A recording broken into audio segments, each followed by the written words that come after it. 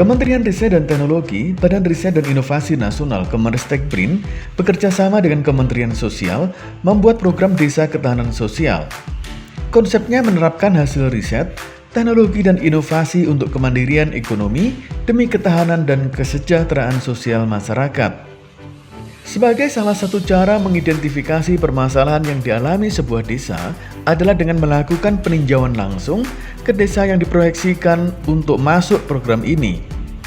Bulan September 2020, sudah ada 2 desa yang diidentifikasi oleh kedua kementerian, yakni Desa Nagra Utara di Sukabumi dan Desa Telogoguo, Kecamatan Kaligesing, Kabupaten Purworejo, Jawa Tengah pada Kamis 24 September 2020. Di kunjungan pertama di Sukabumi, lebih banyak mengidentifikasi potensi desa sebagai penghasil kopi Sinagar. Sementara di Desa Telogoguo ini memiliki banyak potensi desa yang bisa dikembangkan, di antaranya adalah budidaya kambing etawa, gula aren, madu lebah, budidaya hasil perkebunan seperti kopi, cengkeh, durian, dan vanila. Selain itu, desa ini juga memiliki potensi pariwisata. Semua potensi tersebut dikunjungi oleh tim kedua kementerian, mulai dari pertemuan dengan semua pengambil kebijakan seperti perangkat desa, kelompok tani, dinas sosial dan masyarakat di Balai Desa Telogoguo, serta mengunjungi semua potensi desa. Ternyata potensi di desa ini banyak sekali ya, macam-macam. Peternakan itu boleh dibilang mayoritas, tetapi juga bukan yang utama. Karena yang lain juga banyak, termasuk diantaranya kopi dan lain-lain. Jadi masyarakatnya itu ternyata selain bertani juga beternak. Jadi dia juga sambil bertani kopi juga punya kambing etawa yang diurus gitu ya.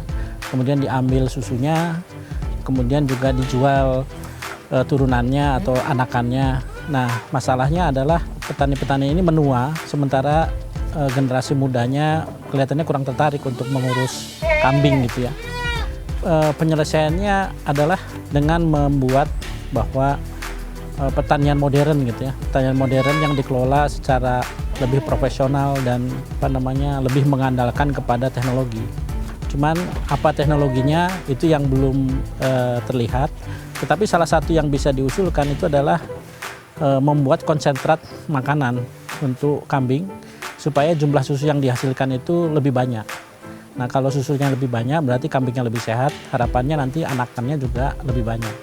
Ya, jadi ke Ristek BRIN itu kita mencari paket-paket teknologi yang bisa diterapkan. Jadi misalnya kambing ini ya, kita cari paket teknologi yang sesuai. Nah, air bersih juga begitu, listrik juga begitu ya. Jadi kesesuaian antara paket teknologi dan kebutuhan masyarakat itu yang kita coba matching gitu ya. Potensi yang ada di Telogoguo selain kambing itu dari pertanian itu ada perkebunan cengkeh, kopi, sebagian ada yang alpukat, ada durian itu lumayan cukup banyak untuk di Desa Telogoguo ini.